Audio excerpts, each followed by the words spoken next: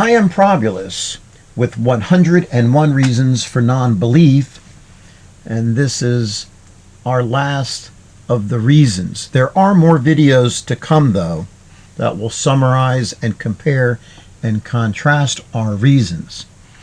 Number 96, papal infallibility. Now, this might only apply to Catholics, but it is a personal pet peeve of mine. I was actually born Catholic. Now, some might consider it arbitrary, where others might want to include it as damnation by scandal. How is it that the Pope, who talks directly to God and is considered infallible by the Catholic Church, did not know that priests and bishops were molesting small children? Why did God not think that this was important to tell the Pope? I find this very damning. In situations like this, I find it to be better that God be non-existent than this incompetent or cruel version. Of course, we can always blame the victim.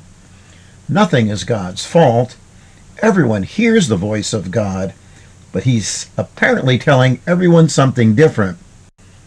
Number 97, the many interpretations of God. Now, this is very similar to many of my other reasons, such as 15, historical induction, the pick and choose Christian concept, in that everybody has their own interpretation. Now, if God's purpose and laws need to be explained and interpreted, then, to me, that is definitely a problem.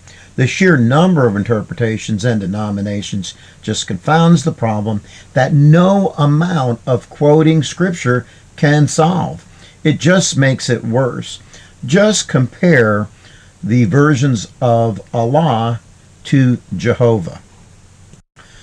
Number 98, I reject the supernatural origin of the universe.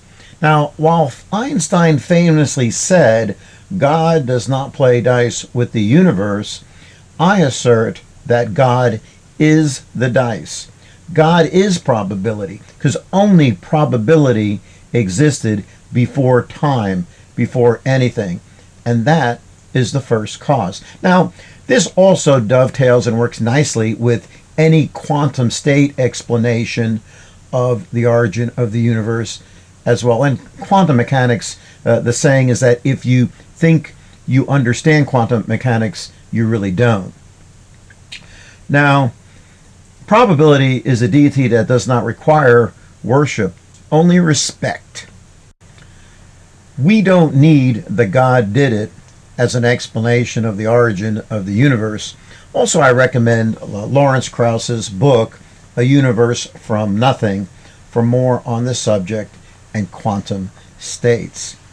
Our next reason is reason 99.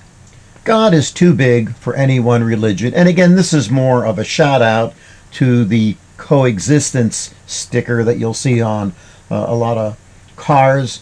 Now, unfortunately, a true Christian must reject this notion, which is damnation by probability, and I find that unfortunate.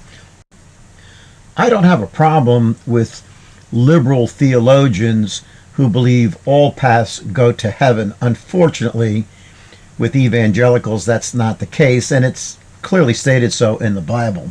So I just find that for the most part, religion is incompatible with science and reason.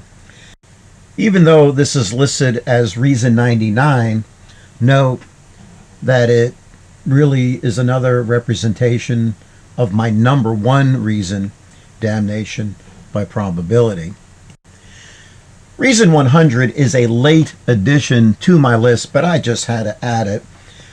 Essentially, why not just view God and Jesus as space aliens? Now, Thor is now not a god, but a member of an advanced civilization. So the faithful might prefer me referencing God as a cosmic space being over the first abortionist, but probably not by much. Now, based on my termite analogy, I just don't believe a timeless space being would require worship. I mean, why would it even care? It's absurd unless it's really a cruel and megalomaniacal being. It's absurd. It's Bronze Age thinking and not worthy of a deity. God as an alien would definitely change the scriptural dynamic. Now, reason 101 is not a reason not to believe, but it's simply a shout out to the good teachings of Jesus Christ. Again, my purpose of my list is not to hate God or hate Jesus Christ or even hate religion. Many liberal theologians can respect the good teachings of Jesus Christ without thinking he was divine.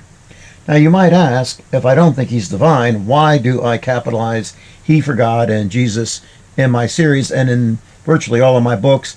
And frankly, it is simply a literary convention. Ultimately, I have no argument with taking care of the poor, treating strangers kindly, or forgiving others. Those beliefs are in all cultures and in all faiths, as well as the secular world. It's just all the other stuff that I have a problem with. Now, I thank you for reviewing our series on 101 Reasons for Non-Belief. I have a summary and also additional videos where I compare and contrast and discuss the different categories of these reasons. Also visit my homepage, iamprobius.com, for updates and more information. Please like and subscribe.